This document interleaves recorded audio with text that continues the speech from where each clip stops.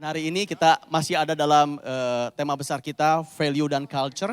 Dan saat ini kita akan bicara salah satu nilai dari gereja kita, yaitu power is to serve. Ya, power adalah untuk melayani, bukan untuk gagah-gagahan, bukan untuk jago-jagoan, tapi power adalah untuk melayani. Nah, ini judul khotbah kita pada sore hari ini, power is to serve. Baik, Bapak Ibu, sebelum saya mulai, saya mau disclaimer dulu di depan ya, disclaimer.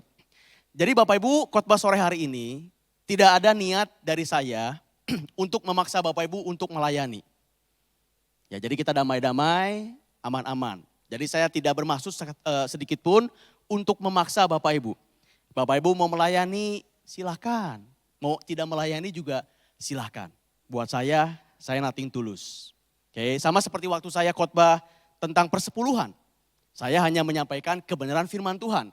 Bapak Ibu mau kasih, Bapak Ibu mau enggak, yaitu hak dan kewajiban masing-masing ya di hadapan Tuhan. Jadi kita aman dulu, kita damai-damai dulu di depan. Saya enggak ada niat untuk memaksa Bapak Ibu untuk melayani. Aman? Jadi jangan saya dilempari batu apalagi disalibkan. Ya Bapak Ibu ya. Ya hari ini saya hanya menyampaikan kebenaran firman Tuhan. Baik, ini adalah power is to serve. Ada dua kata kunci utama, power dan serve. Sebelum kita mulai lebih lanjut, mari kita sama-sama definisikan dulu. Sebetulnya power itu apa, serve atau melayani itu apa. Ini adalah definisi dari power. Power itu adalah otoritas, kemampuan, pengaruh atau sumber daya yang Allah berikan atau titipkan kepada seseorang atau kepada manusia. Jadi Bapak Ibu yang namanya power itu bisa posisi, bisa uang, bisa pengetahuan, bisa karunia, bisa pengalaman, bisa suara, bisa tenaga, bisa waktu, bisa doa, bisa senyum, bisa banyak banget. Itu namanya adalah power. Ya, itu adalah namanya power. Sementara yang namanya melayani atau serve adalah tindakan dan sikap hati yang rela memakai power tadi untuk melakukan kehendak Tuhan dan untuk mendatangkan kebaikan bagi orang lain. Ini definisinya, power dan serve. Jadi sore hari ini kita akan mengulik atau membahas dua kata tadi, power dan serve. Saya akan masuk dulu ke power, nanti kita akan bahas serve-nya, lalu kita akan kombinasikan, power is to serve. Oke ya, jadi sekarang kita akan bahas dulu kata yang pertama yaitu power. Bapak Ibu saya mau tanya dulu nih kepada Bapak Ibu, ya kita bahas dulu power ya, power nih. Mungkinkah ada seseorang yang tidak diberikan power oleh Tuhan? Mungkinkah ada seseorang yang tidak punya power? Mungkin atau tidak mungkin? Saya yakin semua kita pasti punya power. Sekecil apapun kita pasti punya power. Kalau nggak percaya ya, coba nih Bapak Ibu lakukan nih. Coba lihat kanan kirinya, lalu berikan senyum, bilang gini, shalom. Coba yuk, shalom, coba berikan. Nah itu udah power. Siapa bilang itu bukan power? Kan salah satu power tadi senyum, ya bisa ngomong, itu kan semua power. Jadi nggak ada satu orang pun yang tidak diberikan power oleh Tuhan, tidak ada. Mari coba kita lihat ayatnya. Ini ada satu perumpamaan dari Tuhan Yesus tentang talenta. Matius, jadi tidak mungkin ada yang tidak punya, yang tidak diberikan power oleh Tuhan, tidak mungkin. Matius 25, 14 sampai ayat yang ke-15. Sebab hal kerajaan surga sama seperti seseorang yang mau berpergian ke luar negeri. Yang memanggil hamba-hambanya dan mempercayakan hartanya kepada mereka. Yang seorang dibelikannya 5 talenta. Yang seorang lagi 2 dan yang seorang lagi 1. Masing-masing menurut kesanggupannya. Lalu ia berangkat. Nah perumpamaan ini mengatakan bahwa setiap hamba-hambanya kita manusia diberikan talenta. Memang beda-beda, ada yang 5, ada yang 2, ada yang 1. Tapi tidak ada satupun yang tidak diberikan talenta. Jadi pertanyaan pertama kalau dikatakan mungkinkah ada seseorang yang tidak punya power? Jawabannya pasti tidak mungkin. Tidak mungkin. Tapi pertanyaan yang kedua, mungkinkah ada seseorang yang merasa tidak punya power? Nah ini berbeda ya. Kalau tadi punya power apa enggak punya power? Pasti punya power. Tapi mungkin ada manusia yang merasa tidak punya power. Nah ini adalah jawabannya mungkin. Mungkin ada seseorang yang merasa tidak punya power. Akibatnya dia tidak mau melayani, tidak bisa serve karena dia merasa tidak punya power. Nah kalau kita bicara kenapa ya kok ada seseorang yang merasa tidak punya power. Kenapa dong? Biasanya alasan yang paling utama yang saya tahu karena orang itu rendah diri, minder. Dia minder seolah-olah dia merasa kayaknya saya nggak punya power apapun deh. Sehingga saya tidak bisa melayani karena saya merasa saya tidak punya power. Nah itu orang yang minder atau rendah diri. Bestinya yang mirip-mirip dengan rendah diri, seringkali orang bersembunyi dalam kata yang lebih halus, bahasa yang lebih halus, namanya rendah hati. Saking rendah hatinya, dia merasa tidak punya power. Saking rendah hatinya. Ibu, nah izinkan saya membahas lebih detail dulu tentang bedanya rendah diri dan rendah hati. Karena banyak orang yang tidak mau melayani karena merasa tidak punya power. Akibat dari dia punya rasa rendah diri alias yang namanya minder. Kita bahas dulu ya rendah diri dengan rendah hati. Nah Bapak Ibu kalau kita bicara rendah diri dan rendah hati memang ini agak sulit dibedakan. Sulit dibedakan karena memang bedanya agak tipis antara rendah diri dengan rendah hati. Saya berikan contoh ya, berikan contoh nih. Misalnya ada orang yang berkata gini, aduh pastor jangan saya pastor jangan. Si A aja pastor, si A aja. Kayaknya dia lebih pas deh daripada saya. Nah itu orangnya rendah hati apa rendah diri? Oke, yang kedua, aduh pastor kayaknya saya nggak bisa deh. Nggak bisa pastor takutnya salah, jangan saya, kayaknya waktunya belum pas. Waktunya belum pas, jadi daripada saya lebih baik yang lain aja. Kayaknya dia lebih bisa daripada saya. Jangan saya deh pastor, jangan saya takut salah. Itu rendah hati atau rendah diri? Bingung ya? Ya memang bete agak gepetis nih, tipis nih bedanya antara rendah diri dengan rendah hati. Mungkin Bapak Ibu bingung, rendah hati atau rendah diri ya. Tapi beberapa dari Bapak Ibu mungkin bilang, tapi itu gua banget sih. Seringkali saya merasa kayak gitu tuh. Oke satu lagi berikan contoh ya. Ini menurut Bapak Ibu nih, orang ini orangnya rendah hati atau gimana nih? Kalau ada yang bilang begini, saya adalah seorang yang sangat rendah hati dari lebih dari setiap manusia yang ada di muka bumi. Itu rendah hati atau gimana? Saya ulangi ya kata-katanya begini nih. Saya adalah seorang yang sangat rendah hati melebihi setiap manusia di muka bumi. Itu rendah hati atau bukan? Apa itu namanya? Sombong. Wah kalau Bapak bilang sombong hati-hati loh. Itu perkataan Musa. Di Bilangan 12 ayat yang ketiga. Ini tulisan dari Musa. Bilangan 12 ayat yang ketiga bilang, Musa adalah seorang yang sangat rendah hati. Ini bahasa Indonesia sehari-hari ya. Melebihi setiap manusia yang ada di atas muka bumi. Ini tulisan Musa. Yang menulis bilangan siapa? Musa. Jadi ini perkataan Musa. Jadi Musa sombong apa enggak? Udah agak takut sekarang ya. Tapi maksud saya ini agak sulit dibedakan. Rendah hati, rendah diri, sombong dan segala macam. Oke ya. Nah Bapak Ibu. Mari kita bedakan lebih dalam lagi rendah hati dengan rendah diri. Dan saya akan ada salah satu contoh di Alkitab tidak jauh-jauh dari Musa. Ini Musa contoh yang menurut saya luar biasa banget. Transisi dari Musa yang awalnya rendah diri menjadi Musa yang akhirnya rendah hati. Mari kita belajar dari Musa untuk bisa membedakan antara rendah diri dengan rendah hati. Karena Musa menurut saya contoh yang sempurna untuk kita bisa membedakan keduanya. Dari Musa awal sampai Musa setelah dibentuk. Oke ini bagus banget nih. Mari kita lihat ini adalah Musa di awal, fase di awal. Ini adalah Musa pertama kali dipanggil oleh Tuhan di semak belukar yang berapi itu untuk membebaskan bangsa Israel. Ya ini kondisi awal ya pada saat Musa dipanggil. Mari kita lihat beberapa respon Musa saat itu waktu pertama kali dipanggil oleh Tuhan. Di semak yang berapi itu. Saya agak loncat-loncat ayatnya karena cukup panjang. Tapi ini konteksnya adalah Musa dipanggil oleh Tuhan untuk membebaskan bangsa Israel. Mari kita lihat dulu Keluaran 3, 9 sampai 11. Keluaran 3, 9 sampai 11. Sekarang, saya bacakan buat Bapak Ibu. Sekarang seruan orang Israel telah sampai kepadaku, di sini Tuhan. Juga telah kulihat betapa kerasnya orang Mesir menindas mereka.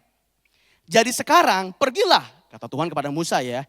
Aku mengutus engkau kepada Firaun untuk membawa umatku, orang Israel keluar dari Mesir. Ini perintah Tuhan kepada Musa. Kalau zaman sekarang mah, ayo layani aku. ngomong kepada bangsa Mesir, ngomong kepada Firaun, ya bahwa engkau telah menindas dan segala macam. Ini kalau zaman sekarang bilangnya, ayo melayani yuk, gitu kan ya. Tapi kita lihat respon Musa nih. Tetapi Musa berkata kepada Allah, siapakah aku ini? Maka aku yang akan menghadap Firaun dan akan membawa orang Israel ini keluar dari Mesir. Perhatikan yang kata-kata diberikan warna kuning. Siapakah aku ini? Menurut Bapak Ibu, kalau melihat kata-kata ini, menurut Bapak Ibu Musa di sini rendah diri apa rendah hati? Siapakah aku ini? Bapak Ibu, ini respon pertama dari Musa. Dia fokusnya kepada siapa dirinya. Dia fokusnya kepada saya. Makanya dia bilangkan, siapa aku ini Tuhan yang mampu nanti membawa Israel keluar dari Mesir? Siapa aku ini? Ini respon Musa yang pertama. Nanti kita lihat ya, ini ciri-ciri orang yang rendah hati atau ciri-ciri orang yang rendah diri. Mari kita lihat ayat yang berikutnya. Ini adalah Keluaran 4 ayat yang ke-10.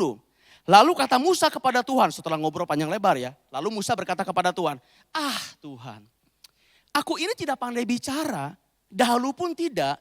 Sejak engkau berfirman kepada hambamu pun tidak. Sebab aku berat mulut dan berat lidah. Jadi Tuhan, aku tuh gak pintar ngomong. Udahlah Tuhan, jangan saya. Kan gitu ya kalau bahasa. Gak usah saya Tuhan, yang lain aja. Aku mah orangnya gak pintar ngomong. Berat mulut dan berat lidah. Ini ciri Musa yang kedua di awal. Ini saya sebut namanya menyoroti kekurangan dirinya. Aku gak bisa Tuhan, aku lemah, aku berat mulut, aku gak bisa ngomong. Ya pakai Harun aja, kan Harun ada di situ ya, pakai Harun aja. Kayaknya dia lebih bisa ngomong deh daripada saya. Jadi Musa lebih sering menyoroti kekurangan dirinya, gak bisa ngomong dan lain sebagainya. Ini ciri yang kedua. Kita lihat lagi ayat yang berikutnya, Keluaran 4 ayat yang ke-13. Agak loncat ya. Tetapi Musa berkata, Tuhan, utuslah kiranya siapa saja yang patut kau utus.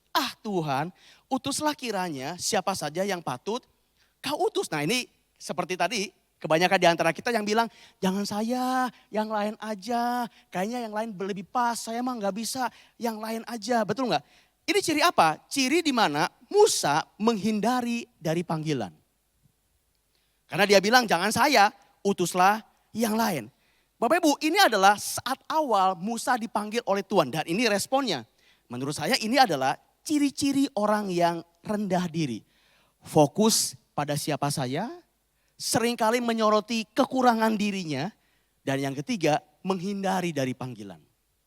Ya ini kondisi awal dari Musa. Sekarang mari kita lihat, setelah itu kan Musa diproses, menjalani banyak hal.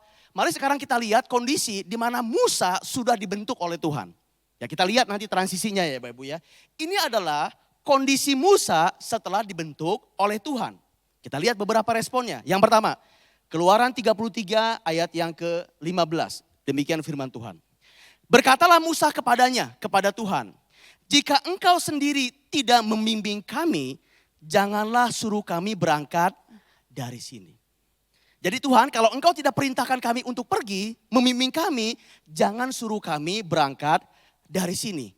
Bapak Ibu, ini ciri yang pertama. Apa itu? Musa berfokus kepada siapa Tuhan. Kalau tadi Musa berfokus kepada dirinya. Kalau ini Musa berfokus kepada Tuhan. Tuhan, kalau engkau enggak suruh, saya enggak mau. Karena pasti saya enggak bisa. Oke, fokusnya kepada siapa Tuhan. Yang kedua, Bilangan 11 ayat yang ke-14. Aku sendiri tidak dapat memikul tanggung jawab atas seluruh bangsa ini. Sebab terlalu berat bagiku. Bapak poin yang kedua ini, Musa menyadari kelemahannya. Tapi berbeda dengan yang pertama, di sini meskipun Musa tahu kelemahannya, tapi dia membawa kelemahannya kepada Tuhan. Dan Musa percaya Tuhan bisa memakai dirinya. Bukan Musa mengabaikan, bukan Musa mencuekkan kelemahan. Dia sadar dia punya kelemahan. Tapi bedanya dengan yang pertama, dia percaya dengan kelemahan yang ada, Tuhan tetap bisa memakai dirinya. Ini ciri yang kedua. Oke, mari kita lihat ciri yang ketiga. Bilangan 12 ayat yang ke-7. Bilangan 12 ayat yang ke-7. Bukan demikian hambaku Musa, ini Tuhan yang ngomong ya. Bukan demikian hambaku Musa, seorang yang setia dalam segenap rumahku. Ini perkataan Tuhan kepada Musa. Sekaligus bentuk pengakuan Tuhan bahwa yang namanya Musa sudah masuk dan memenuhi panggilannya. Tadi adalah pengakuan Tuhan bahwa Musa adalah orang yang setia dalam segenap rumahnya. Nah, Bapak Ibu, ini saya sebut ciri-ciri orang yang rendah hati. Ini adalah kondisi Musa setelah Musa dibentuk. Kalau tadi di kondisi saat dia awal dipanggil oleh Tuhan. Oke, saya coba gabungkan Bapak Ibu ya. Saya coba gabungkan nih, perhatikan baik-baik. Supaya lebih jelas. Ini adalah ciri-ciri orang yang rendah hati. Saya ambil dari respon Musa saat dia dipanggil di awal. Ini ciri-cirinya.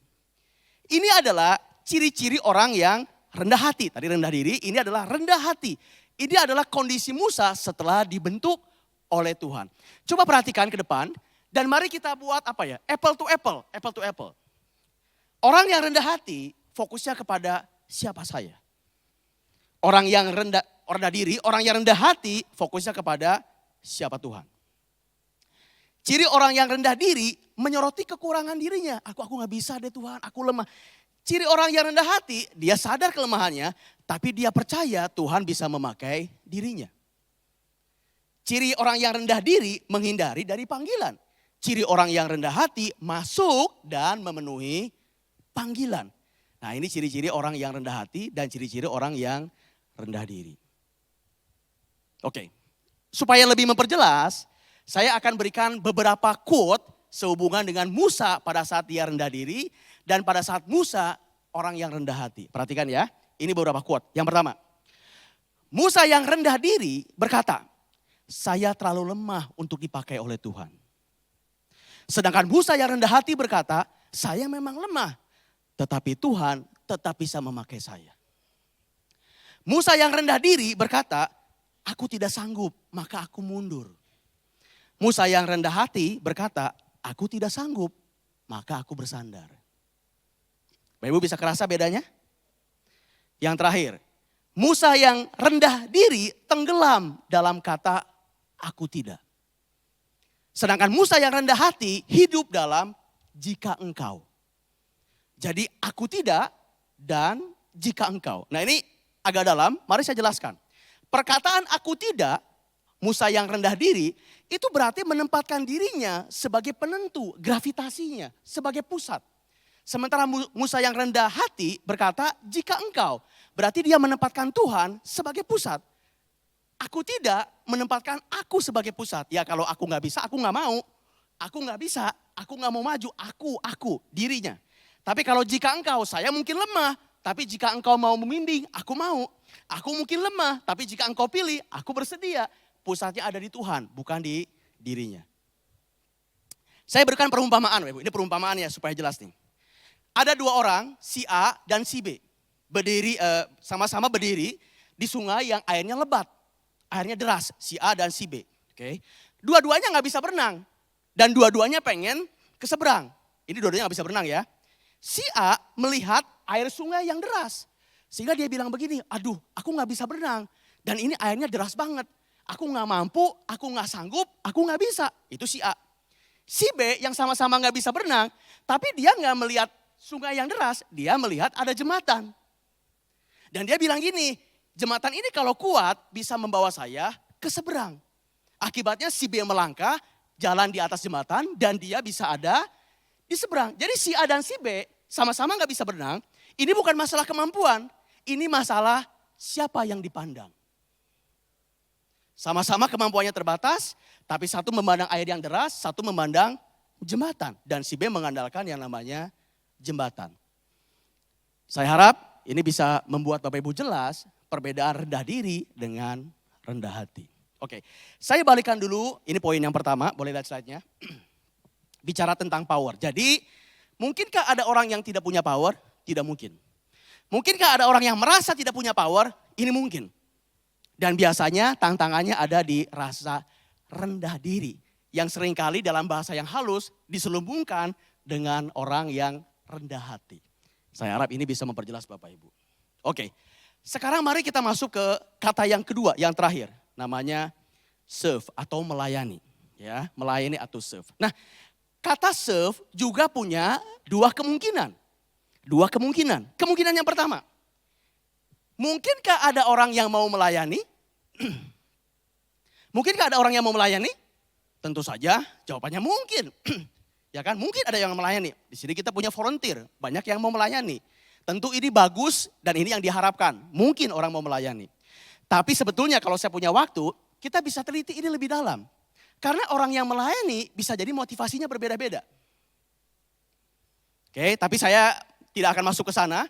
Saya percaya Bethlehemer, apalagi yang melayani, motivasinya semuanya benar untuk kemuliaan Tuhan. Amin? Amin. Jadi saya nggak akan masuk ke sana ya. Saya percaya Bethlehemer mah semuanya motivasinya udah bagus. Tapi ada kemungkinan yang kedua, mungkinkah seseorang tidak mau melayani? Mungkin? Ini juga mungkin. Mungkinkah ada seorang yang mau melayani? Mungkin. Mungkinkah ada seseorang yang tidak mau atau belum mau melayani? Jawabannya juga pasti mungkin. Nah, apa sih hal yang paling menghalangi orang tidak mau melayani? Menurut saya setidaknya ada dua. Tidak punya waktu atau sudah melayani di dunia kerja atau marketplace. Ini dua hal yang sering banget dikatakan oleh orang-orang yang belum atau tidak mau melayani. Saya tidak bilang ini alasan. Ya, saya tidak bilang ini alasan.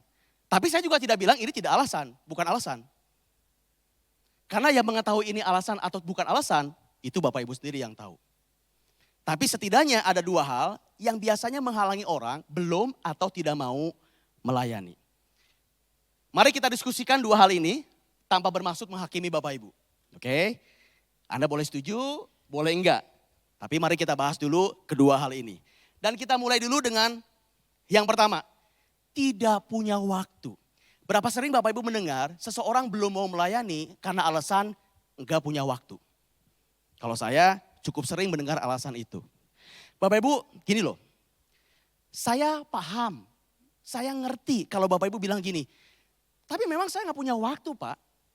Saya pergi subuh, kerja saya di Jakarta, saya di Bogor. Perginya subuh, pulangnya malam. Jangankan buat pelayanan Pak, buat keluarga aja udah susah. Bapak Ibu, saya paham, saya ngerti kondisinya. Saya paham, saya ngerti. Saya pernah mengalami, saya juga tinggal di Bogor, kerja juga kebanyakan di Jakarta. Jadi saya pernah mengalami dan sampai sekarang cukup sering juga saya masih mengalami hal itu. Jadi Bapak Ibu, saya bisa memahami. Tapi mari coba ya, Bapak Ibu renungkan nih, renungkan.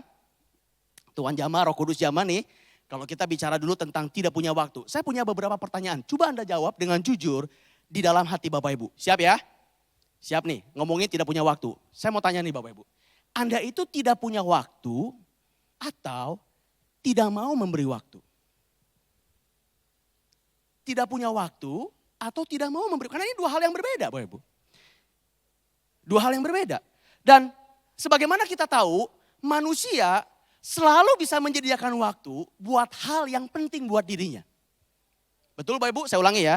Manusia pasti bisa menyediakan waktu untuk hal yang menurut dia penting. Nah sekarang pertanyaannya, apakah pelayanan penting buat Bapak Ibu? Nah, saya nggak tahu. Ya, kalau menurut Bapak Ibu, pelayanan buat saya nggak penting, ya nggak apa-apa. Sekali lagi, terserah Bapak Ibu.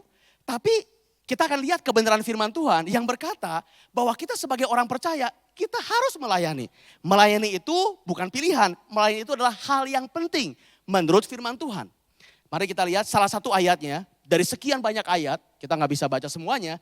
Tapi ini salah satu ayat yang berkata melayani Tuhan itu adalah hal yang penting yang Alkitab katakan. Roma 12 ayat yang ke-11, demikian firman Tuhan. Janganlah hendaknya kerajinanmu kendor. Biarlah rohmu menyala-nyala dan layanilah Tuhan. Bapak Ibu ini bukan perkataan saya, ini adalah firman Tuhan. Jadi kalau dibalikkan ke pertanyaan yang pertama, seorang manusia pasti bisa menyediakan waktu untuk sesuatu yang dia anggap penting. Apakah pelayanan penting? Nggak tahu menurut Bapak Ibu, tapi kata firman Tuhan, melayani itu adalah hal yang penting. Satu itu, mari kita lihat, masih tetap tidak punya waktu. Yang kedua, orang merasa tidak punya waktu karena merasa pelayanan itu harus yang besar. Aduh kayaknya kalau pelayanan kayaknya aku gak punya waktu deh beneran deh. Pak gak punya waktu deh, kenapa? Karena kan mesti begini, mesti begini. Bapak Ibu, saya tahu ada pelayanan yang membutuhkan waktu banyak, saya tahu. Memang ada tipe-tipe pelayanan kayak gitu, betul, butuh waktu banyak. Tapi kan pelayanan juga banyak jenisnya kan. Bapak Ibu kan juga bisa pilih pelayanan yang tidak memakan waktu. Betul gak Bapak Ibu? Saya berikan contoh dan tipsnya. Bapak Ibu kalau bingung, udah mulai pengen melayani, tapi bingung. Pelayanan seperti apa ya, enggak makan waktu. Saya berikan tips nih, contoh ya. Coba pilih pelayanan yang bisa Anda lakukan pas Anda datang ibadah. Karena Bapak Ibu pelayanan apa tidak pelayanan, Bapak Ibu tetap ibadah kan. Makanya datang di sini kan. Ya kan? Jadi pelayanan apa tidak pelayanan, Bapak Ibu tetap ibadah. Coba pilih pelayanan yang bisa Anda lakukan sebari ibadah. Kan banyak tipe pelayanan kayak gitu. Contoh, ya ini pesan sponsor nih. Contoh, pelayanan IC di depan. Itu kan Bapak Ibu bisa lakukan sebari ibadah kan. Pelayanan dulu di depan, pas udah mulai, masuk ke dalam. Ikuti sampai selesai, udah selesai, ke IC lagi. Beres kan? Pelayanan sebagai asyir, kan bisa dilakukan sambil ibadah. Melayani orang yang datang, pas firman Tuhan kan duduk kan, ngeliatin. Udah gitu pulang senyum, gini lagi kan beres kan. Jadi pilihlah pelayanan yang bisa Anda lakukan sebari Anda ibadah. Kalau mau mah pasti bisa. Coba Bapak Ibu juga pilih pelayanan, kalau Bapak Ibu ikutan live, ikut pelayanan apa enggak ikut pelayanan, Bapak Ibu live kan. Coba pilih pelayanan sebari Anda live. Jadilah orang tua rohani, jadilah rekan ketua, kan nyambi kan. Nyambi dalam tanda petik, sambil live, sambil melayani sebagai orang tua rohani. Ya kan? Pelayanan tipis-tipis gitu. Bisa kan? Kalau mau mah pasti bisa. Jadi ini mah lebih banyak masalahnya kemauan. Bukan bermaksud menyindir ini, coba Bapak Ibu renungkan nih. Jadi Bapak Ibu, saya mau bilang, memang kerjaan pelayanan itu banyak yang besar juga, betul. Tapi juga banyak yang bisa Anda lakukan sesuai dengan kapasitas waktu Bapak Ibu. Yang paling penting adalah pertanyaannya tadi, apakah pelayanan hal yang penting buat saya? Itu yang paling fundamental. Loh, tapi kan Pak Andi, pelayanan kan gak harus di gereja kan? Saya kerja, saya jadi trainer, saya jadi bagian keuangan di perusahaan, saya juga punya bisnis kan. Kan pelayanan juga bisa di situ kan? Kan pelayanan gak harus di gereja kan Pak Andi, ya kan? Kenapa mesti di gereja Pak? Ya kan pelayanan juga bisa di luar kan Pak Andi, betul kan? Ini bukan marah, bukan, cuma semangat aja, bukan marah, semangat. Pertanyaan yang bagus, sekaligus ini menjadi hal yang kedua yang mau kita bahas. Ini juga salah satu alasan yang sering saya dengar, kan saya udah pelayanan Pak di bidang pekerjaan saya. Bapak Ibu, kita sepakati dulu ya. Kita sepakati dulu, memang betul, pelayanan itu bisa di kantor, betul. Pelayanan bisa di bisnis, betul. Pelayanan bisa di profesi, dokter, konsultan, trainer, bisa. Pelayanan juga bisa di rumah tangga, betul. Kita sepakati dulu hal ini, ya kan? Pelayanan itu tidak hanya jadi pengkhotbah, jadi usher, jadi singer, jadi ketua live. Enggak sebatas itu kan, pelayanan kan Bapak Ibu. Sampai sini setuju? Setuju ya? Sampai di sini saya sepakat. Pernyataan ini benar. Apalagi kalau Bapak Ibu di kantor, di pekerjaan, Bapak Ibu bertanggung jawab, jujur. Wah, itu bentuk pelayanan Bapak Ibu yang luar biasa. Di marketplace, di dunia kerja, bukan di gereja. Jadi sampai sini, pernyataan ini semua benar, benar. Tapi ini akan menjadi salah. Kalau kesimpulannya jadi begini. Karena pekerjaan saya juga pelayanan, berarti saya tidak perlu melayani di gereja. Ini menjadi salah. Kenapa ini menjadi salah? Karena Alkitab tidak pernah mengajarkan kalau kita sudah melayani Tuhan di dunia kerja, maka kita bebas dari tanggung jawab sebagai tubuh Kristus. Saya ulangi sekali lagi ya. Ini menjadi salah karena Alkitab tidak pernah mengajarkan kalau kita sudah melayani Tuhan di dunia kerja, maka kita bebas dari tanggung jawab sebagai tubuh Kristus. Bapak Ibu, kita sebagai orang percaya, sebuah kita di sini orang percaya, Alkitab secara prinsip mengajarkan ada dua jenis panggilan. Ya, ada dua jenis panggilan buat kita orang percaya. Orang percaya, panggilan yang pertama adalah panggilan di dalam tubuh Kristus. Panggilan yang kedua adalah panggilan di dalam dunia. Pekerjaan di luar dari gereja. Jadi ada panggilan di dalam tubuh Kristus, di gereja gitu gampangnya.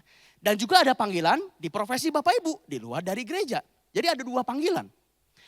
Memang Bapak Ibu, kalau Bapak Ibu cari secara kata-kata yang percis seperti itu, panggilan di marketplace.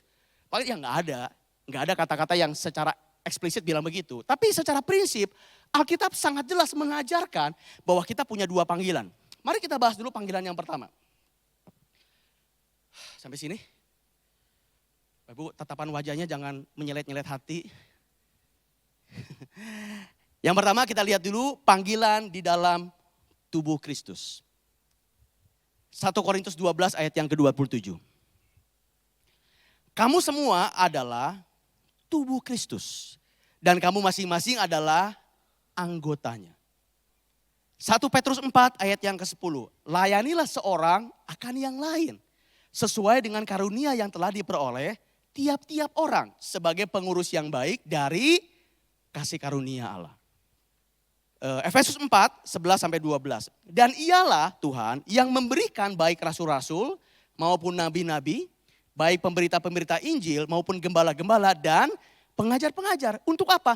Melengkapi orang-orang kudus, kita semua orang kudus.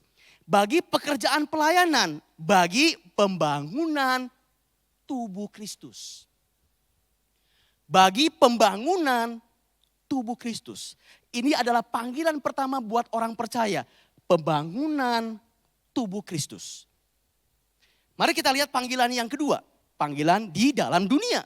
Di dalam dunia, marketplace. Di luar dari pelayanan atau di luar dari gereja. Kita juga dipanggil untuk berdampak buat dunia ini. Mari kita lihat. Yeremia 29 ayat yang ke-7. Usahakanlah kesejahteraan kota. Bukan kesejahteraan gereja. Kesejahteraan kota. Kemana kamu buang, kemana kamu aku buang. Dan berdoalah untuk kota itu kepada Tuhan. Sebab kesejahteraannya adalah kesejahteraanmu. Matius 5, 13-14. Kamu adalah garam dunia. Bukan garam gereja. Bapak Ibu adalah garam dunia. Di dunia, di marketplace. Jika garam itu menjadi tawar, dengan apa ia dihasilkan? Tidak ada lagi gunanya selain dibuang dan diinjak orang. Kamu adalah terang dunia, bukan terang gereja. Kamu adalah terang dunia. Kota yang terletak di atas gunung tidak mungkin tersembunyi. Ini prinsip-prinsip ini jelas di Alkitab bahwa kita punya dua panggilan. Dan bukan memilih satu demi satu gitu. Kita dua-duanya harus memenuhi panggilan itu. Baik panggilan di dalam tubuh Kristus maupun panggilan di dalam dunia. Panggilan di dalam tubuh Kristus sebagai anggota gereja, kita menjadi anggota tubuh, memakai karunia, saling melayani, membangun gereja, dan ikut bertanggung jawab atas pertumbuhan tubuh Kristus. Sebagai orang yang berkarya di marketplace, kita menjadi garam dan terang di tempat pekerjaan, di tempat profesi kita, keluarga, masyarakat, kejahatan kota, dan kesejahteraan bangsa. Jadi Bapak Ibu, kita harus memenuhi dua panggilan ini. Tapi memang kita juga mesti seimbang. Kalau kita sibuk pelayanan di dalam tubuh Kristus itu bagus. Tapi jangan lupakan kualitas pekerjaan kita di dunia marketplace. Sama kalau kita udah sibuk di marketplace, udah hebat di marketplace, jangan lupa kita punya tanggung jawab sebagai tubuh Kristus. Jadi dua-duanya mesti ada dan dua-duanya mesti balance Bapak Ibu. Ini bukan kita pilih salah satu mengabaikan yang lain, bukan. Kita mesti pilih dua-duanya. Dan Bapak Ibu harus ingat, kalau Anda sibuk di marketplace, dunia kerja, tapi Bapak Ibu tidak berfungsi di gereja, Bapak Ibu harus ingat, gereja bukan tempat konsumsi rohani. Gereja tubuh rohani. Saya ulangi sekali lagi. Kalau Bapak Ibu sibuk di marketplace, tapi mengabaikan pelayanan di gereja, kita mesti ingat, gereja bukan tempat konsumsi rohani, tapi gereja adalah tubuh rohani. Kalau semua orang bilang begini, ya saya kan udah pelayanan di luar kan, di kantor kan, udahlah saya gak usah melayani di gereja. Bapak Ibu, kalau Bapak Ibu punya pandangan seperti itu, nanti gereja itu lama-lama menjadi tempat, ya udah biarin pendeta aja yang melayani. Full timer aja yang melayani, aktivitas aja melayani, terserah. Saya mah cukup datang, duduk, diberkati, pulang. Datang, duduk, diberkati, bye. Saya pelayanan lagi di marketplace. Padahal Bapak Ibu gereja dalam perjanjian baru tidak digambarkan sebagai bentuk konsumsi. Gereja di perjanjian baru digambarkan sebagai tubuh rohani. Di dalam tubuh ada mata yang berfungsi. Di dalam tubuh ada telinga yang berfungsi. Di dalam tubuh ada tangan, ada kaki yang berfungsi. Di dalam tubuh setiap anggota ada fungsinya. Kalau Bapak Ibu sebagai anggota yang sehat hanya berkata, saya bagian tubuh tetapi saya tidak perlu berfungsi. Jadi ini jangan diabaikan nih, kita adalah anggota tubuh yang kita punya fungsinya.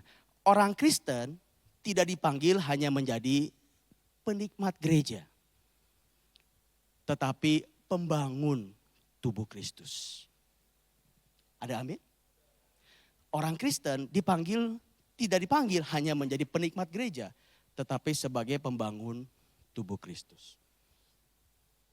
Bapak Ibu, seperti yang saya katakan di depan, tidak ada niat buat saya memaksa Bapak Ibu pelayanan. Terserah itu mah hak dan tanggung jawab pribadi kepada Tuhan. Terserah Bapak Ibu. Tapi ini adalah kebenaran firman Tuhan. Tadi di awal saya bilang gini, kalau persepuluhan Bapak Ibu mau kasih enggak kasih, buat saya nothing tulus. Tapi kalau buat pelayanan, saya revisi sedikit nih. Tapi kalau buat pelayanan, kalau Bapak Ibu tidak melayani, saya dirugikan.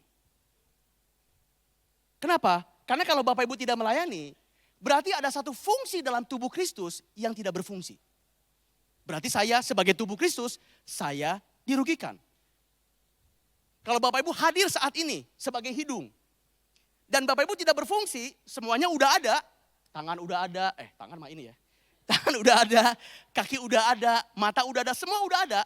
Tapi Bapak Ibu sebagai hidung tidak berfungsi di gereja, saya dirugikan, saya gak bisa nafas. Jadi tangan dan kaki saya nggak bisa kerja karena saya nggak bisa nafas. Jadi kalau Bapak Ibu tidak melayani dalam tubuh Kristus, to be honest, untuk hal ini saya dirugikan. Ini kebenaran firman Tuhan. Mari saya coba rangkum Bapak Ibu khotbah pada sore hari ini. Pemain musik bisa maju ke depan. Saya rangkum ya. Ini kata yang pertama tentang power. Mungkinkah ada manusia yang tidak punya power? Tidak mungkin. Tapi mungkinkah ada manusia yang merasa tidak punya power? Itu mungkin. Dan seringkali gara-garanya adalah rendah diri. Mungkinkah ada orang yang mau melayani? Mungkin. Mungkinkah ada orang yang tidak mau melayani atau belum mau melayani? Jawabannya juga mungkin. Dan biasanya ada dua alasannya. Tidak punya waktu atau sudah melayani di marketplace. Bapak Ibu, kalau Bapak Ibu ngomong, tapi saya sibuk Pak Andi. Saya juga sibuk Bapak Ibu. Saya juga sibuk, saya juga punya kerjaan. Sama kayak Bapak Ibu. Tapi mau gak saya kasih tahu rahasia? Ini rahasia ya, jangan kasih tahu siapa-siapa. Ini rahasia. Kesibukan kita di dunia kerja memang membuat kita bahagia. Karena kita sudah bekerja dengan panggilan kita. Betul, saya akui, saya juga mengalaminya. Tapi melayani dalam tubuh Kristus, rasanya beda. Saya ulangi ya. Tapi melayani sebagai tubuh Kristus itu rasanya beda. Percaya gak perkataan saya? Kalau gak percaya cobain aja. Nanti tahu sendiri bagaimana senangnya, bagaimana rasanya kalau kita berfungsi sebagai tubuh Kristus. Kalau gak percaya juga coba tanya teman-teman volunteer yang sudah melayani. Gimana rasanya melayani Tuhan dalam tubuh Kristus? Coba tanya mereka. Saya akan akhiri dengan satu quote. Bapak Ibu silakan renungkan kata-kata ini. Anggota tubuh tidak dipanggil hanya untuk hadir. Anggota tubuh dipanggil untuk berfungsi. Bapak Ibu adalah anggota tubuh di rumah Tuhan. Bapak Ibu tidak dipanggil cuman buat datang, duduk, diberkati, dan pulang. Bapak Ibu dipanggil sebagai anggota tubuh Kristus. Di mana Anda dipanggil untuk berfungsi. Semoga menjadi berkat. Semoga mengingatkan Bapak Ibu bahwa Anda pun sebagai orang percaya punya panggilan sebagai tubuh Kristus. Saya undang semuanya bisa bangkit berdiri. Terima kasih Tuhan Yesus. Mari kita sama-sama tundukkan kepala kita. Kita tutup mata kita pada sore hari ini. Mari kita sambut firman Tuhan pada sore hari ini. Terima kasih Tuhan buat firman-Mu. Yang kembali mengingatkan bahwa kami punya fungsi sebagai tubuh-Mu Tuhan. Meskipun kami sudah sibuk melayani di marketplace, tapi saya punya tanggung jawab sebagai tubuh Kristus untuk bisa membangun, membesarkan kerajaan melalui fungsi saya sebagai tubuh Kristus.